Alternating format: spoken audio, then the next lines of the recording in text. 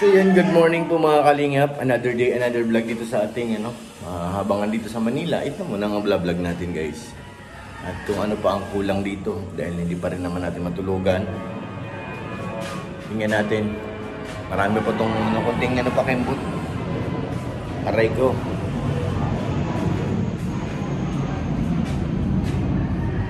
Ayan, ang binili nating submitter kahapon.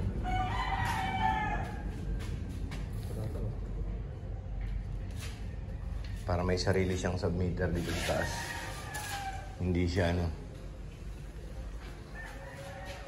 Tapos yan nga yung papalitan na po yan.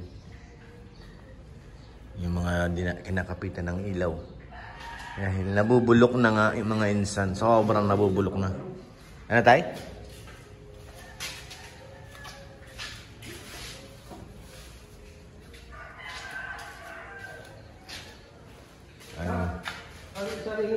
Dito o doon? Ikaw, kung sa basta yung kuryente sa taas, yung kung may magtiraman dito napapasok yung reading. O pwede rin naman sa baba, kung saan yung Kasi dito, yung sa inyo, dito sa taas. Doon, iba. Kaya tayo ito doon, may kakabit. Doon na naman yung reading nila dito. Ito dito, yung supply, kaya naman gamitin nyo. Hindi, papaupahan kasi ito eh. Kaya magiging magiging regular na talaga ang gamit. Kailangan dalawa. May sabihin. Isa dito. Kailangan. Paupahan mo. Hindi ang grading dito iba. Ang grading doon iba. Hindi, ang doon sa main na. Oo. Kumbaga kung magkano lang na-consume dito, yun lang ang babayaran. Tapos yung the rest yung isa doon. Oo, doon na sa main. Basta yung doon sa main na. Oo, sa main na yun. Kumbaga ileless na lang yung dito sa meter. Ang ito may black screw pa sa pinakalitin dito. Naka-black screw. Meron din po siyang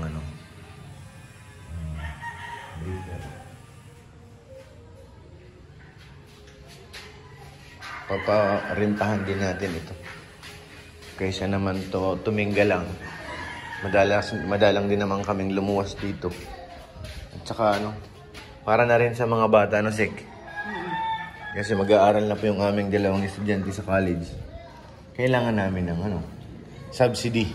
Kaso aalis yung nasa baba. Ay di yan bakit wala na may maupa din naman at umalis pa yan. Hindi naman yan. Problema yun. Pero may mga basura naman dyan. Ano yan? Sa daga yan? Yung dala-dala ng daga? Sa labas. Yung sa sako. Ano mo, mga tain na naman ng daga dyan. Kalilinis mo lang. Pero para siya nagbabasa doon, hindi naman napasok ko.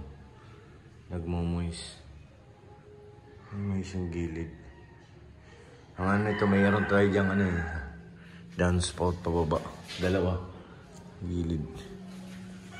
Hindi lang natin makita at sarado na ay. Silyado na. Ito dapat matapalan to. Mayroon dito. Sisimulan ng tirahan ng ipis yan. Maanohan ng semento. Wala nang semento na natira dito. Ayan na guys. Bumili ka ng 1 meter na Wire? D12, number 12. 1 meter lang. 1 meter. Oo, parang hindi tatapas ito eh. Hindi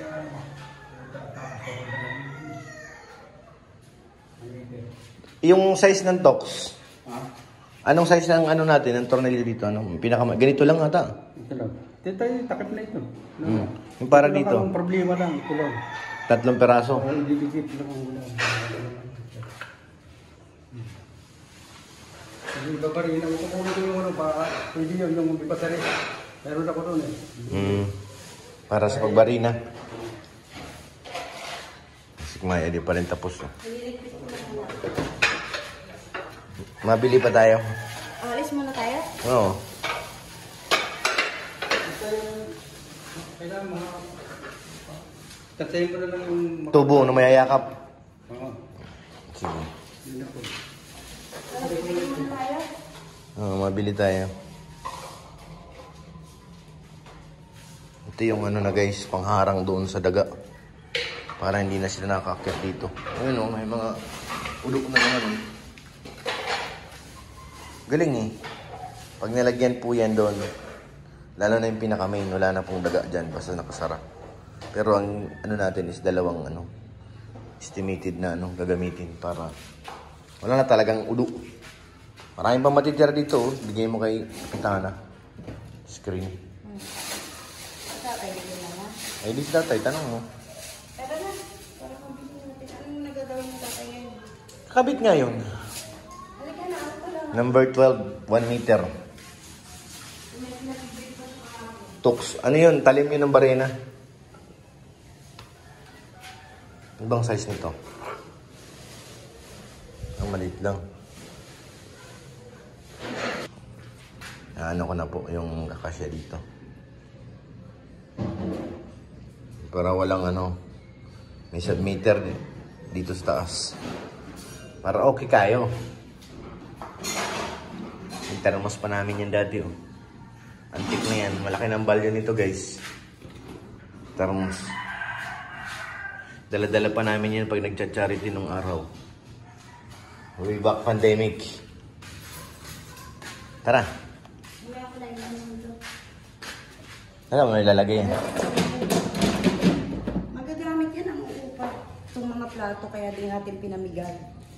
Kasi pag may umupa dito, halimbawa kung ano, di na nila kailangan magdala ng mga gamit. May mga plato naman dito. Libre yan. Paggamit mo. Basta wag lang sirain. Ay, ito mga cabinet.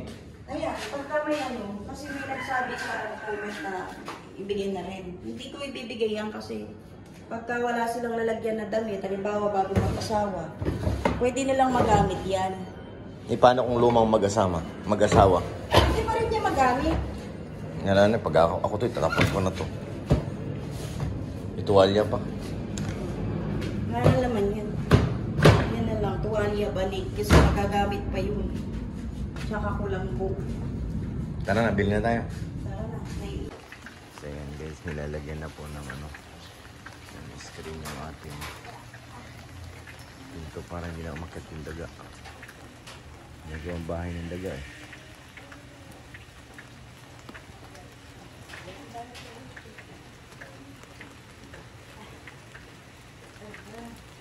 Bahay ng tao dapat naging bahay niya ng daga.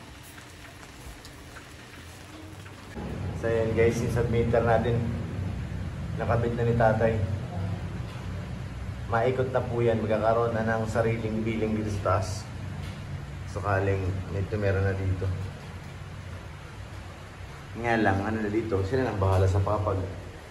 Kasi wala po itong papag. Kagaya dun sa baba na yung papag ng mga bata. Nakuha pa nila nung nagre-renta dun. Ito naman yung screen pa. Screen na lagay natin dun sa ano, dan. Nilipat lang ni tatay yung ano, yung sampayan. Kasi hindi mabuksan na maayos yung pinto. Tumatama. Kasi clear na rin, oh. Hindi na siya makalat. Kaya nung nakaraan na makalat ay kalat tingnan. Meron na siyang metal na po yan, hindi nakahoy. Nilagay natin dyan. Para hindi ano. Hindi na bubulok ng kahoy eh.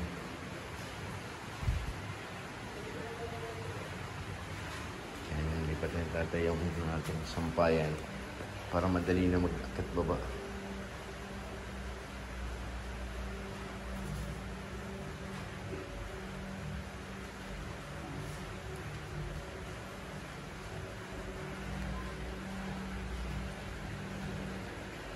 Martilyo.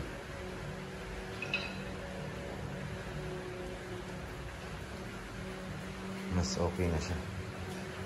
Pag nagbukas ng pinto, ay maluwag na.